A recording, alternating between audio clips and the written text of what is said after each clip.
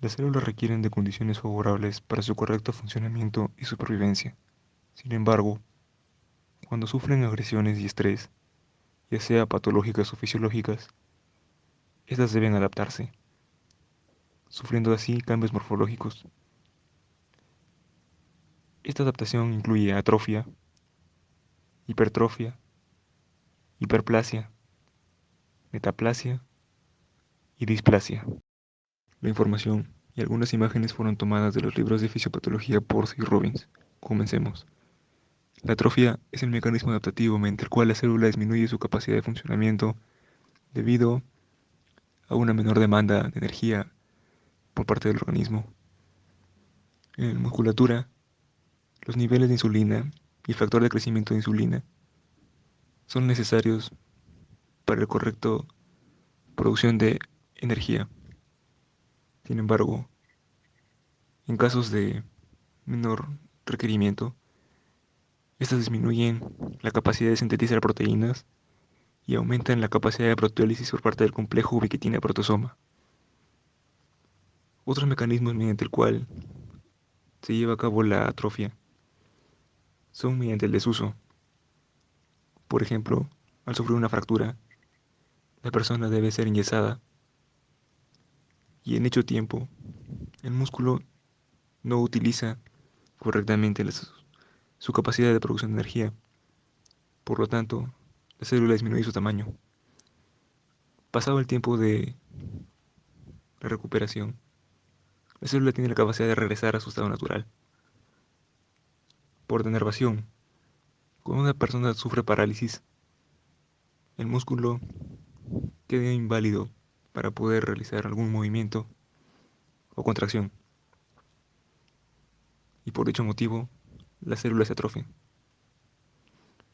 Otro mecanismo es mediante una disminución en el efecto endocrino. Conforme el paso de los años, los efectos hormonales disminuyen su capacidad, disminuyen su efecto en dichos tejidos. Por lo tanto, la célula disminuye su capacidad de producción de energía. Otro punto es la desnutrición y la isquemia, mediante la cual los nutrientes disminuyen su llegada a las células y esto provoca que éstas pierdan su capacidad normal de producción de energía. La hipertrofia hace mención a un aumento del tamaño de la célula como mecanismo compensatorio ante una mayor demanda. Esta adaptación puede ser tanto fisiológica como patológica. Normalmente, en el tejido muscular es necesaria una mayor síntesis de filamentos de actina y miosina y mayor síntesis de adenosintrifosfato para suplir las demandas del organismo. De este modo, al hipertrofiarse un grupo de células, todo el tejido se ve hipertrofiado.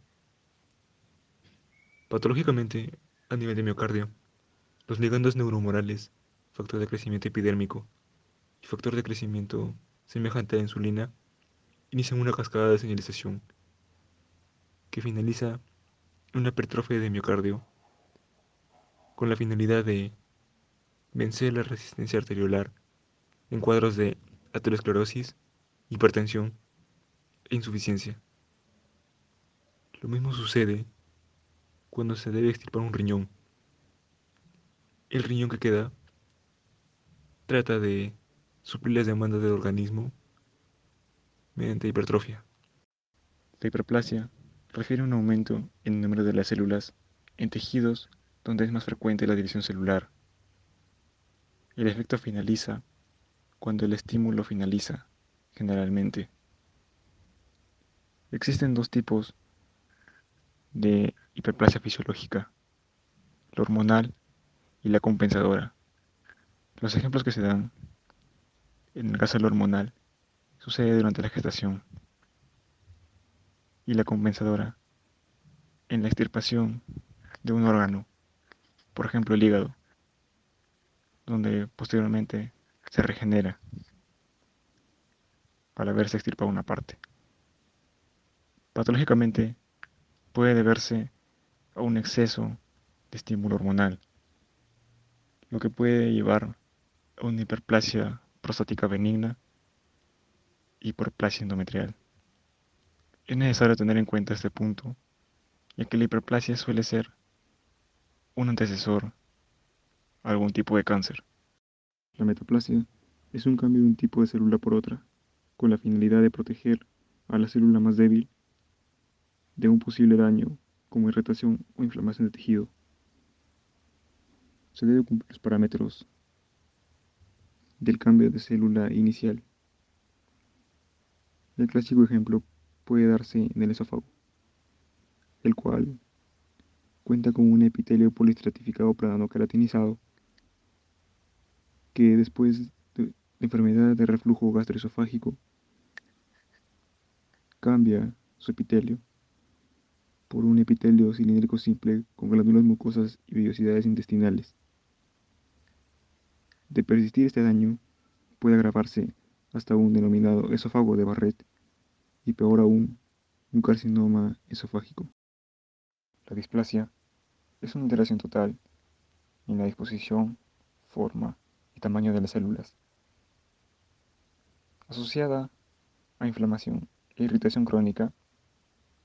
Es un tipo de adaptación que no necesariamente termina en cáncer. Sin embargo, a diferencia de la metaplasia, esta tiene un menor grado de reversibilidad. Un ejemplo es la displasia broncopulmonar. Los nacidos prematuros, menor de 30 semanas y menor de kilo y medio, el 20% de ellos llega a desarrollar la enfermedad. Por el resto de su vida sufren debido a la ruptura de los alveolos. Las principales causas de lesión celular son lesión por agentes físicos, lesión por radiación, lesión por químicos, lesión por agentes biológicos y lesión por desbalance nutricional. Las lesiones por agentes físicos incluyen las fuerzas mecánicas, en la que dos o más individuos impactan entre sí, generando lesiones en múltiples tejidos. Las temperaturas extremas, como el exceso de calor, provocan alteración en el efecto catalítico de las enzimas, acelerando el metabolismo celular y también dañando la membrana. Generan también coagulación de sangre y de proteínas tisulares. Las temperaturas extremadamente frías provocan una mayor viscosidad de la sangre y una mayor vasoconstricción por parte del sistema nervioso simpático. Esto genera un menor flujo sanguíneo y éstasis capilar y trombosis arteriolar y capilar. Ahora, la lesión por daño eléctrico puede generar interrupción de los impulsos neurales y cardíacos. Cabe recalcar que la corriente alterna es mucho más dañina que la corriente directa, ya que ésta provoca mayor contracción muscular violenta y en el individuo no deja que se libere de la fuente de emisión de energía. Además que aumenta el flujo de corriente por el cuerpo. Y esto es importante ya que interrumpe los impulsos respiratorios por parte del tallo y también produce arritmias cardíacas. Lesión por radiación. Este tipo de daño comprende tres tipos de radiación. La radiación ionizante, la cual desprende electrones de átomos y moléculas. Libera radicales libres que destruyen a las células, interrumpiendo la replicación celular y causando mutaciones genéticas. Inicialmente, provoca el daño de mitocondrias, algunas organelas, la membrana celular y causa tumefacción. En caso de el daño persista, genera necrosis celular y a nivel tisular genera fibrosis. La radiación ultravioleta contiene rayos de energía capaces de bloquear las uniones intracelulares y quemaduras por sol. Incrementan el riesgo de padecer cáncer de piel. Daña el ADN, provocando ruptura de las cadenas y formación de dímeros de pirimidina, además de la formación de enlaces transversales. Se cree que esto es debido a la formación de especies reactivas de oxígeno y también al daño a los productores de melanina. Un ejemplo es la xerodermia pigmentaria, el cual es un trastorno autosómico recesivo que presenta un alto grado de padecer cáncer de piel y fotosensibilidad extrema. Esta enfermedad consiste en la falta de una enzima esencial para la reparación de los daños del ADN debido a la luz solar. La radiación no ionizante es una energía de radiación en menores frecuencias que la luz visible. Lo conocemos en la luz infrarroja, microondas, ecografías y láser. Causa la vibración y rotación de átomos y moléculas que con el paso del tiempo se convierten en energía térmica. Debido a su lesión profunda por los rayos infrarrojos, dañan el tejido subcutáneo y dermis. Lesión por agentes químicos. Alteran el equilibrio osmótico y iónico. Bloquean vías enzimáticas. Dañan la membrana y coagulan proteínas. En la clasificación se encuentran la intoxicación por fármacos, en la que uno de los fármacos más conocidos, el paracetamol, es consumido frecuentemente como analgésico. Se desintoxica en el hígado, pero en grandes dosis se sobrecarga y los metabolitos se acumulan causando necrosis hepática. La intoxicación por plomo se puede encontrar en barniz de cerámica, tinta de periódico, tubos de agua, de plomo, etc. La insuficiencia de calcio, hierro y zinc aumentan la absorción de plomo. El plomo cruza la placenta, se almacena en el hueso y se elimina por los riñones. La anemia es un signo cardinal de intoxicación por plomo, ya que ésta compite con las enzimas para síntesis de hemoglobina, interfiere en la transmisión nerviosa y en los adultos genera el cólico de plomo, que se presenta como dolor abdominal agudo mal localizado, y en las encías aparece una línea de plomo formada por la precipitación de sulfito de plomo. En los niños rara vez aparece este signo. Finalmente, causa daño renal difuso, que lleva a una insuficiencia renal. Por último, la intoxicación por mercurio se presenta en 4 formas: vapor de mercurio, mercurio divalente orgánico, metilmercurio y etilmercurio. El metilmercurio se presenta en atún y pez espada, peces de larga vida.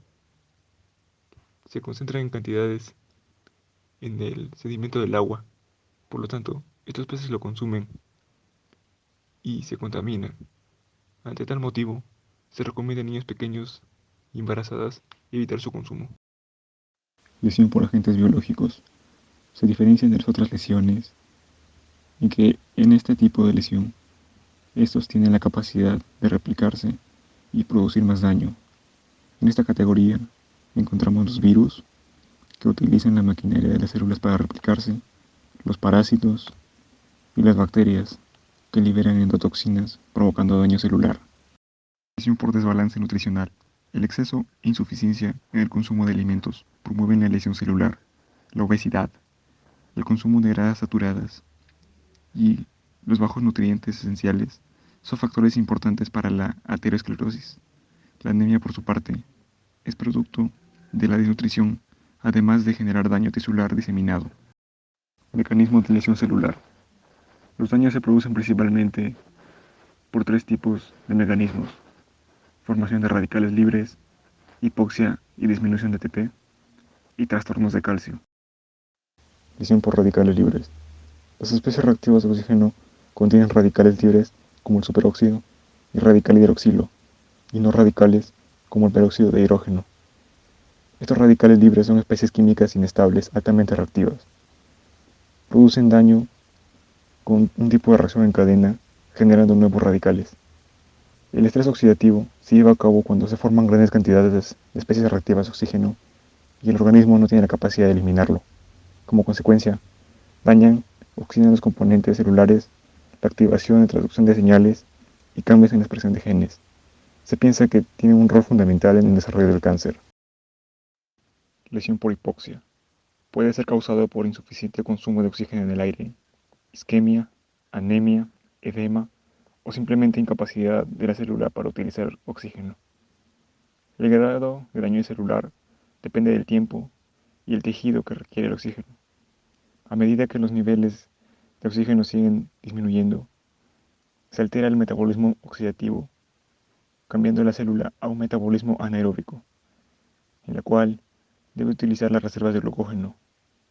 Asimismo, el pH disminuye por acumulación del ácido láctico. Este cambio de pH causa aglomeración de cromatina, disfunción de la bomba sodio-potasio, se acumula sodio y agua, fuga de enzimas intercelulares e hiperpermeabilidad. Deterioro de la homeostasis del calcio. El calcio es fundamental en la transducción de señales citosólicas. Algunas proteínas, como la troponina y calmodulina, se fijan al calcio para que se lleve la transducción. Las concentraciones de calcio intracelulares son menores a las concentraciones extracelulares. La isquemia y algunas toxinas aumentan el calcio citosólico, que es controlado por el sistema calcio-magnesio. Este aumento activa enzimas dañinas como las fosfolipasas, que dañan a la membrana, las proteasas, que dañan el citoesqueleto, ATPasas, que desdoblan el ATP, y endonucleasas, que fragmentan la cromatina. Muerte celular. La destrucción celular por daño irreversible implica apoptosis y necrosis. La apoptosis o muerte celular programada consiste en la eliminación de células envejecidas y lesionadas para el control de la regeneración tisular. La apoptosis consiste en dos vías: la extrínseca, dependiente del receptor de muerte, y la intrínseca o mitocondrial. En la vía extrínseca, las moléculas de señalización, factor de necrosis tumoral, ligando Fas, ligando inductor de apoptosis, interleuquina 1, lipopolisacáridos y endotoxinas, inician el mecanismo. Por ejemplo, el ligando Fas, que se expresa en algunas células como linfocito T citotóxico, según el receptor del ligando Fas, permitiendo la unión de proteínas en el extremo receptor para formar el complejo de inicio de muerte. Este complejo convierte la procaspasa 8 en caspasa 8. Esta inicia la cascada de caspasas, que termina en la activación de endonucleasas, causando fragmentación y muerte celular. Por otro lado, la vía intrínseca implica apertura de poros de permeabilidad de la membrana mitocondrial con la liberación de citocromo C hacia el citoplasma. Esta activa las caspasas, como la caspasa 3, que es un paso común de ambas vías. El aumento de proteínas proptóxicas después de activar la caspasa 8 en la vía extrínseca lleva a la liberación de citocromo C. En procesos fisiológicos se presenta tipos de apoptosis, por ejemplo en el desarrollo del corazón. Desde un inicio empieza como un tubo, hasta el final llega a tener 4 cámaras. También se presenta en la separación de dedos, de manos y pies, control de células inmunitarias, etc.